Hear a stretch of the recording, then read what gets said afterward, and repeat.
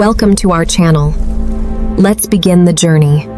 Welcome to this explainer. Today, we're going to demystify the absolutely incredible physics behind starting up a nuclear reactor. It's an amazingly intricate process we like to call waking the Titan. You know, when we look at a massive nuclear power plant, it's super easy to just focus on the staggering amount of electricity it pumps out, right? But the actual journey from a completely dormant reactor core to a roaring, self-sustaining nuclear chain reaction, well, that is literally one of the most delicate, fascinating procedures in modern engineering. So we're going to walk through the exact physics and, honestly, the mathematical elegance that operators use to safely bring these absolute giants to life. Okay, let's quickly map out our path for today. We'll be hitting 6 main stops: the sleeping Titan, the essential spark, subcritical multiplication explained, the 1/m curve, predicting criticality, and finally, safely awake. All right, let's jump right in. Section 1, the sleeping Titan. So, when a reactor is fully shut down, or say we're just starting to load fuel into a brand new core, it's in this deep slumber known as the subcritical state. To really understand what that means, we need to look at something called the multiplication factor, or just K for short. Now, if K is less than 1, the reactor is subcritical. This means the neutron flux is eventually going to just vanish without some kind of external source. Basically, for every single neutron that causes a fission, less than 1 new neutron successfully goes on to cause another fission. The reaction just kind of peters out. But if K is exactly 1, well, that's when the Titan is officially awake and self-sustaining. At K equals 1, the number of neutrons being produced exactly matches the number being removed through absorption or leakage. We call this being critical. It's this perfectly balanced, steady state. Moving on to Section 2, the essential spark. Now, here's the thing. When a reactor is heavily subcritical, the natural neutron population is just so incredibly low that our X-core detectors can't safely monitor what's going on inside. We literally can't see anything. We need a baseline signal. So to get that, we actually insert independent neutron sources right into the core itself. And notice the contrast here. For an initial cold start, we have to use non-regenerative sources. Think plutonium, beryllium, or californium-252. The alpha particles emitted by the plutonium trigger the beryllium to release neutrons. It gives us this guaranteed steady stream. On the flip side, we have regenerative sources like antimony beryllium. These guys actually achieve full capacity after the reactor has been operating for a while. And actually, if the reactor has run for previous cycles, the spent fuel itself contains curium isotopes that undergo spontaneous fission, which acts like a built-in source. But either way, regenerative or non-regenerative, we absolutely need this initial spark to give our detectors something to actually see. All right, Section 3, subcritical multiplication explained. Okay, so with our spark firmly in place, let's see how this all builds into subcritical multiplication.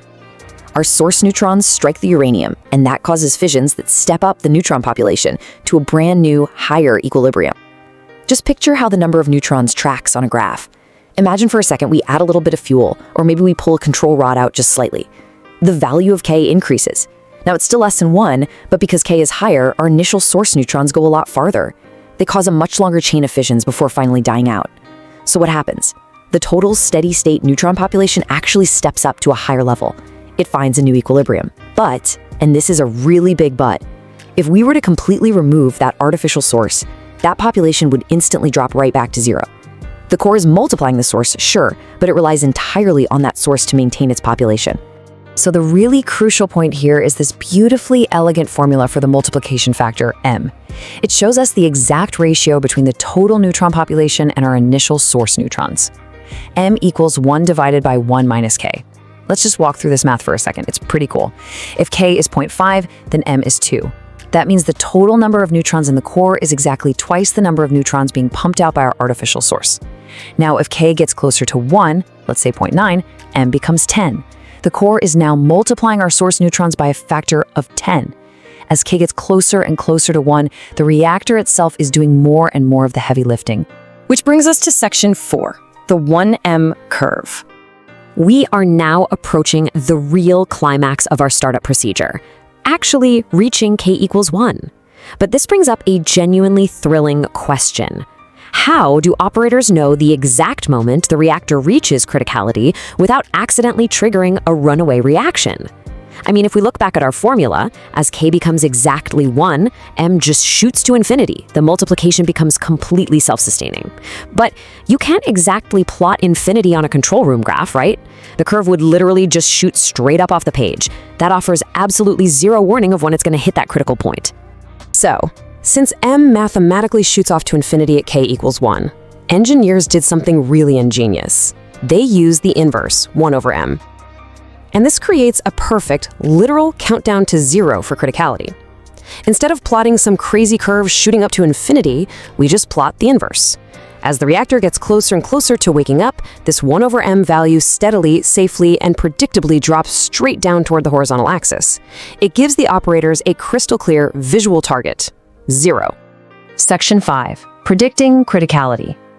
Let's look at a practical, real-world example here. Imagine you're the operator, and you're loading brand new fuel. By logging the base count rate against the impulses as fuel elements are added, we can literally watch the 1 over m ratio safely drop towards 0, step by step. Okay, look at step 0. We have 0 inserted fuel elements, but because we have our independent neutron source in there, our detectors register a base count. Let's just say it's 100 impulses per unit time. We call this C0. At this point, our 1 over m ratio is exactly 1. Simple enough. Then we add 10 fuel elements. The count rate jumps to 125.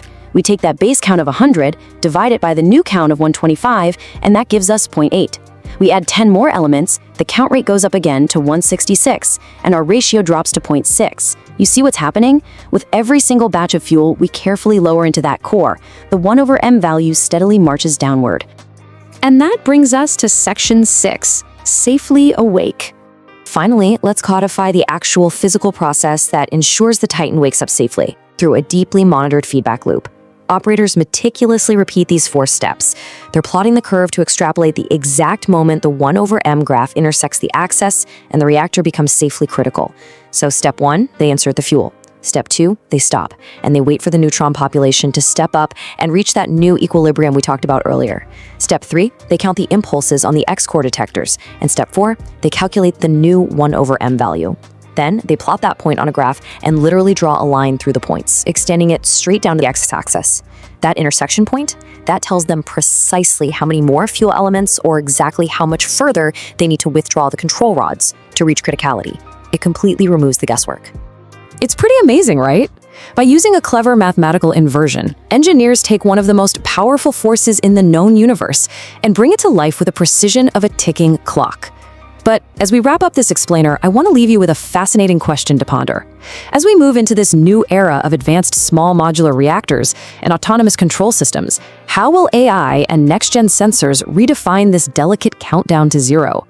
Will waking the Titan remain this incredibly precise human art, or is it destined to become just a fully automated calculation? The view from here is breathtaking. Command, we are in position and ready for the next phase.